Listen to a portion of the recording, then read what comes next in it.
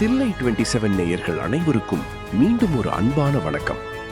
முதல் பகுதியில போஜராஜன் அந்த அபூர்வமான சிம்மாசனத்தை எப்படி கண்டுபிடிச்சாரு, அதுல ஏறி உட்கார போனப்ப அந்த பதுமைகள் எப்படி அவரை தடுத்து நிறுத்துச்சுன்னு பார்த்தோம் இல்லையா?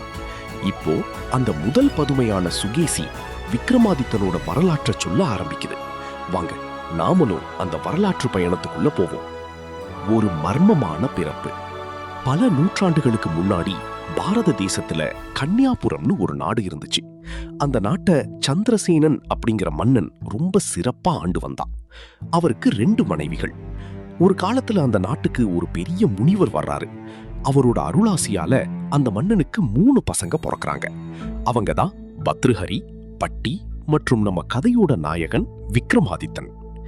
இந்த 3 பேர்ல விக்ரமாதித்தன் சின்ன வயசுல இருந்தே ரொம்ப விசித்திரமானவர். மத்தவங்க விளையாடிட்டு இருக்கும்போது இவரு மட்டும் தனியா உட்கார்ந்து எதையோ சிந்திச்சுக்கிட்டு இருப்பாரு.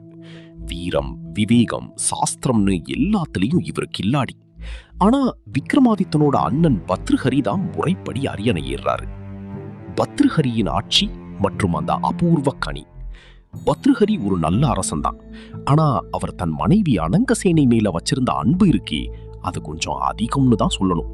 அவங்க பேச்சு தான் அவருக்கு வேதம். அந்த சமயத்துல தான் அந்த நாட்டுக்கு ஒரு யோகி வர்றாரு. அவர் ஒரு பெரிய தவம் செஞ்சு காமதேனுவோட அருளால ஒரு அபூர்வ மாங்கனிய பெற்று வச்சிருக்காரு. அந்த பழத்தோட ஸ்பெஷாலிட்டி என்ன தெரியுமா? அந்த பழத்தை சாப்பிடுறவங்க என்னைக்குமே இளமையா இருப்பாங்க. அவங்களுக்கு நோயே வராது, மரணங்கிறது ரொம்ப ரொம்ப தள்ளி போகும். அந்த யோகி நினைச்சாரு, நாம ஒரு சந்நியாசி, நமக்கு எதுக்கு இந்த இளமையும் நீண்ட ஆயுளும்? இந்த நாட்டை ஆள்ற நல்ல அரசன் பத்ருஹரி சாப்பிட்டா இந்த நாட்டு மக்களுக்கு பல காலம் நல்லது செய்வாரேன்னு நினைச்சு நேரா அரண்மனைக்கு வந்து அந்த பழத்தை மன்னன் கிட்ட கொடுக்கறாரு. மன்னன் பத்ருஹரிக்கு ரொம்ப சந்தோஷம். ஆனா அவருக்குள்ள ஒரு எண்ணம், நாம மட்டும் இளமையா இருந்து என்ன பண்ண போறோம்? நம்ம உயிர் மூச்சா இருக்கிற நம்ம மனைவி அனங்கசேனை இதை சாப்பிட்டா அவ எப்பவும் அழகாவும் இளமையாவும் இருப்பாளேன்னு நினைச்சு யாருக்கும் தெரியாம அந்த பழத்தை அரசியிடம் கொடுக்கறாரு. காதலும் துரோகமும், பழம் கைமாறிய கதை. இங்கதான் விதி விளையாட ஆரம்பிக்குது.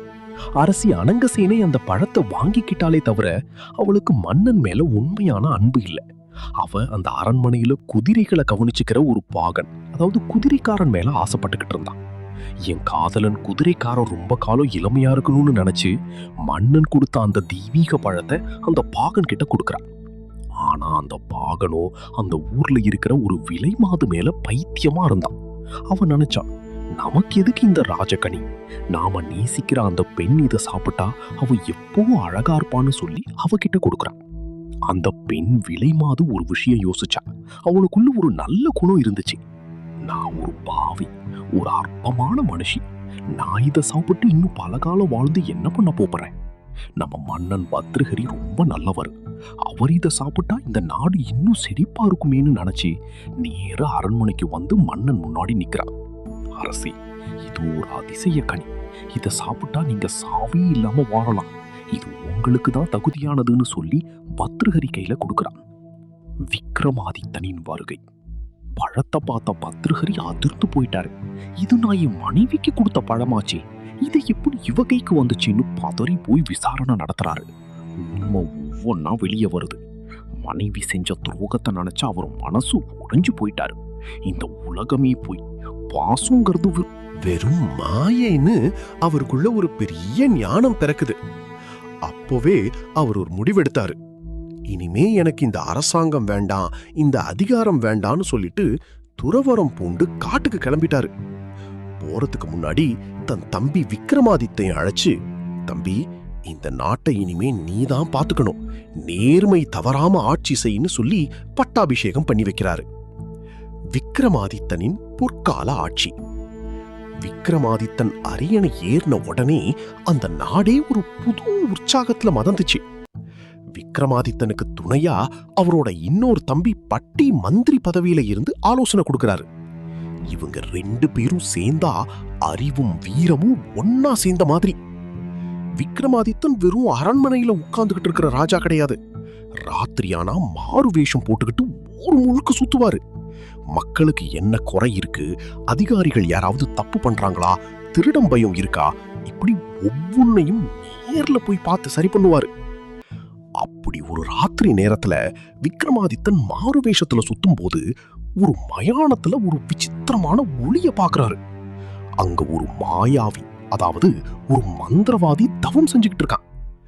அவனுக்கும் விக்ரமாதித்தனுக்கும் நடக்க போற அந்த மோதல் தான் விக்ரமாதித்தன் வாழ்க்கையில ஒரு பெரிய திருப்பு முனையா அமைய போகுது. பதுமையின் கேள்வி. இந்த கதையை சொல்லி முடிச்ச அந்த பதுமை சுகேசி போஜராஜனை பார்த்து ஒரு கேள்வி கேக்குது. போஜராஜா, பாத்தியா, விக்ரமாதித்தனோட அண்ணன் ஒரு பொண்ணுக்காக நாட்டையை விட்டுட்டு போனப்ப அந்த பொறுப்பை தன் தோள்ல சுமந்து ஒரு சின்ன தப்பு கூட நடக்காம நாட்டை எப்படி காப்பாத்தினார் தெரியுமா? விக்ரமாதித்தன் தன் சொந்த ஆசைகளுக்காக எப்பவுமே வாழ்ந்ததில்லை, மக்களுக்காகவும் தர்மத்துக்காகவும் தான் வாழ்ந்தாரு. உங்ககிட்ட அந்த மாதிரி ஒரு தியாக உணர்வு இருக்கா? அப்படி இருந்தா மட்டும்தான் நீ இந்த சிம்மாசனத்துல காலையே வைக்க முடியும். போஜராஜன் அப்படியே அமைதியா நிக்கிறாரு. அவருக்குள்ள ஒரு பயம் வருது. இன்னும் ஒரு படி கூட ஏற முடியலையே, அதுக்குள்ள இவ்வளவு பெரிய தர்ம சங்கடமான கேள்வியை கேக்குதே இந்த பதுமை யோசிக்கிறாரு. நண்பர்களே, விக்ரமாதித்தன் அந்த மந்திரவாதியை எப்படி சந்திச்சாரு? அந்த புகழ்பெற்ற வேதாளம் எப்படி விக்ரமாதித்தன் தோள் மேல ஏறிச்சு? இத அடுத்த பகுதியில், பகுதி 3 இன்னும் சுவாரஸ்யமா பார்ப்போம்.